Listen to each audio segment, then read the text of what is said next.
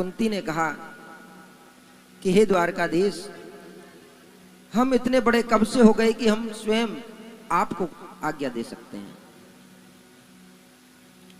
आपकी तो मर्जी चलती है, जहां आओ तब आओ, कभी भी जाओ, हम आपको आज्ञा क्या दे पाएंगे।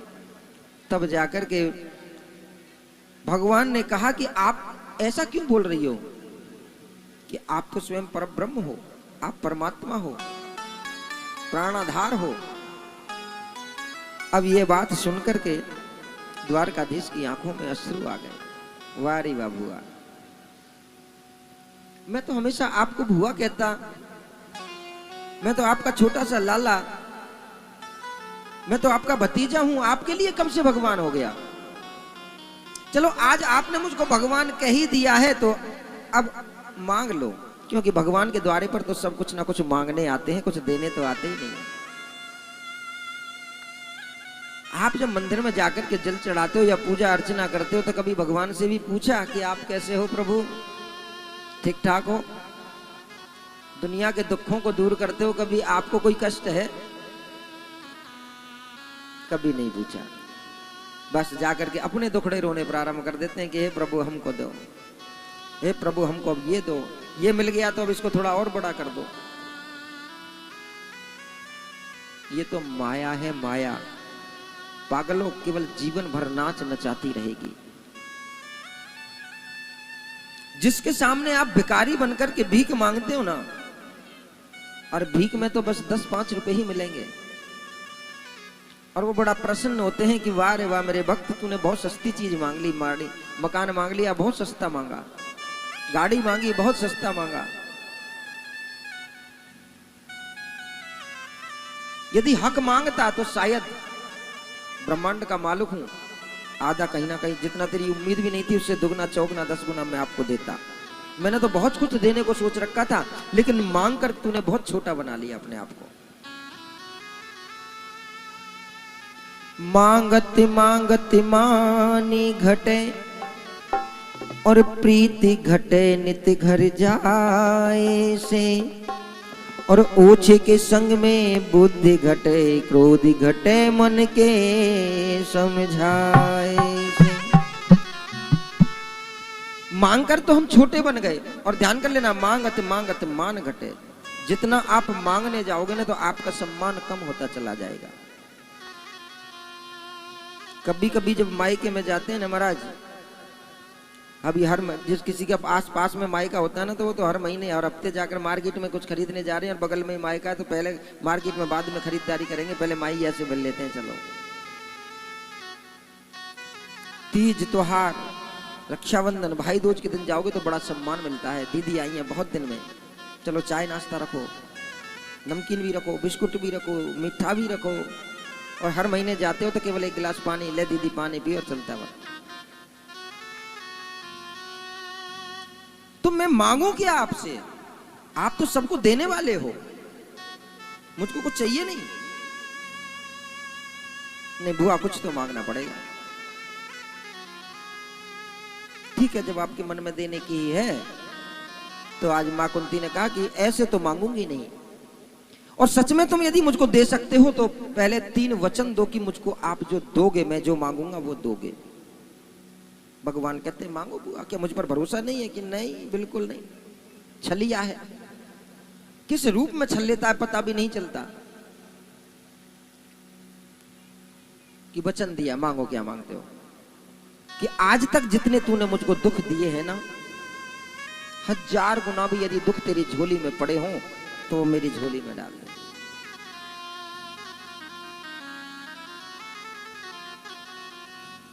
मेरे प्रभु की आंखों में से महाराज एक आंख से गंगा और एक आंख से जमुना प्रकट हो गई।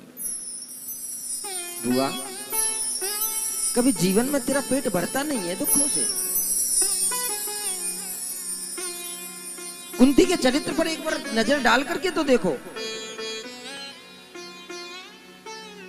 जब प्रकट हुई तो उनको किसी ने नदी में प्रवाह कर दिया। कौन थे? राजा को मिल गई, इनके नाम से कुंती इनका नाम पड़ा। उन्होंने इनको पाला पोसा बड़ा किया। जब अपने समय पर आई तो उन्होंने तप करके प्रकट किया देवताओं को भी। पहले सूर्यदेव को प्रकट किया, दुर्वासा जी की कृपा से सूर्यदेव प्रकट हुए, गुरु कृपा से। अब उन्होंने सोचा दुर्वासा जी ने मुझको जो मंत्र दिया इसको सिद्ध तो करके देखो ये हुआ कि नहीं। उन्होंने सूर्य नारायण का ध्यान किया, सूर्य जी प्रकट हो गए, मांगो क्या मांगते। वन की नहीं मैं तो बस परीक्षा ले रही थी मंत्र की, कि नहीं हम आते हैं तो कुछ ना कुछ दे करके जाएंगे। सूर्य की कृपा से वहां पर उनको एक पुत्र प्राप्ति हुई। तब कुंती ने कहा कि प्रभु ये क्या कर दिया आपने, अभी तो मेरा विवाह भी नहीं हुआ, दुनिया मेरे को लांछन लगाएगी। आज कुंती ने उस पुत्र को नदी में प्रवाह कर दिया, जिसको आप कर्ण के नाम से जानते हो। अब वापस आ गई, विवाह हुआ, पति भी मिला। तो देखिए कितना दुर्भाग्य कि पति पहले से ही श्रापित है, कि काम भाव से यदि पति पत्नी के पास जाए तो वो जल जाएगा, मर जाएगा, उसकी मृत्यु होगी। अब एक स्त्री के लिए इससे बड़ा दुख क्या हो सकता है। पूरा जीवन दुख बीत गया। और एक दिन वही पांडु माद्री के पास जब पहुंचे तो काम के वशीभूत हो स्वर्ग को सिधारे। माद्री के 2 पुत्र, 3 पुत्र खुद के, उनकी पालना करते हुए अब बचपन से ही कौरव जलते थे, पांडवों को मारने की युक्तियां बनाते थे, बन बन भटकी बिचारी बच्चों को लेकर के। बाद में जब बच्चे बड़े भी हुए तो उनको राज्य देने से मना कर दिया। पूरा जीवन उनका दुख में बीता। महाभारत का युद्ध हुआ और महाभारत के युद्ध के बाद में जब युद्ध उन्होंने जीत लिया, राजा धर्मराज युधिष्ठिर अपनी गद्दी पर बैठ गए, तब द्वारकाधीश ने कहा कि बुआ अब तो मैं चलूं। तब कुंती ने भगवान कह दिया तो भगवान कहते हैं कि देखो आज जब सुख भोगने की बारी आई तो आज तुम फिर दोबारा दुख मांग बैठे। तेरा पेट नहीं भरता दुख झेलने से। तब मां कुंती बड़े भाव से कहती है कि हे प्रभु क्या करूं मैं ऐसे सुख का। जब जब जीवन में मेरे ऊपर दुख आए मेरे साथ रहे। जब मुझको मेरे बच्चों को लाक्षागृह में जलाने की कोशिश की आप मेरे साथ थे। जब जब पांडवों को किसी प्रकार की हानि पहुंचाने की कोशिश की तब आप हमारे साथ थे। महाभारत का युद्ध हुआ आप हमारे साथ रहे। और आज जब हमारे सुख भोगने की बारी आई तो आज ही आपने हमको छोड़ने का मन बना लिया। और हम इतने स्वार्थी हैं, जब जब दुख याद हमको आएंगे, जब जब हम पे दुखों के दिन आएंगे तब तब हम प्रभु को याद करेंगे। लेकिन कुंती कहती है कि प्रभु ऐसे दुख ही भले जिसमें कम से कम पल पल में तेरी याद तो आती है।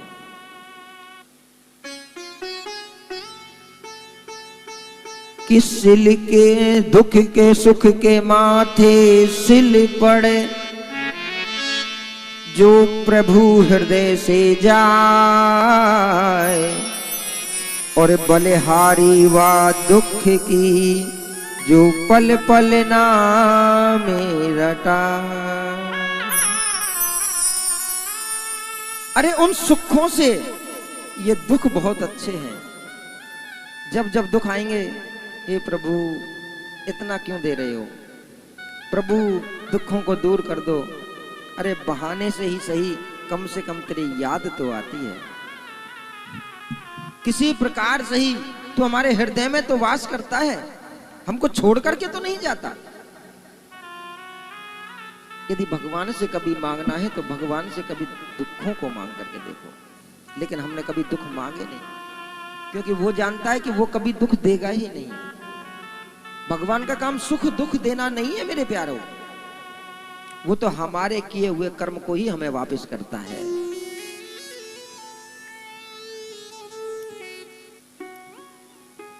लेकिन हम कर क्या रहे हैं?